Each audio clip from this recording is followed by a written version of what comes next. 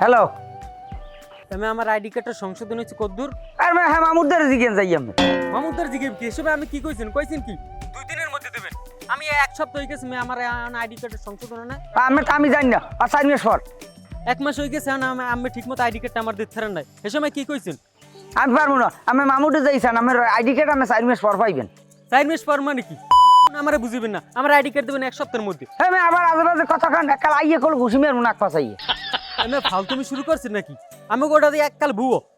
আবার কথা কয় আবার উচ্চ স্বরে আমার লগে আবার কথা কয় অজাই কইবেন আমার মামুর লগে আমার মামুর লগে কইতে যামকে এটা আমরা দুইজনে মিলে করছেন আমি করে দেবেন ওইটারে আমি পারবো না আমি আমের তা নিছি আমি আম্মেরটা নিছি আমি আম্মেরে দিয়েছি আমার এক জায়গায় ভুল হইছে আমি বিশ্বাস করি আম্মেকে জায়গায় গেছি আর আম্মে ওইটারে ঠিক করে দেবেন না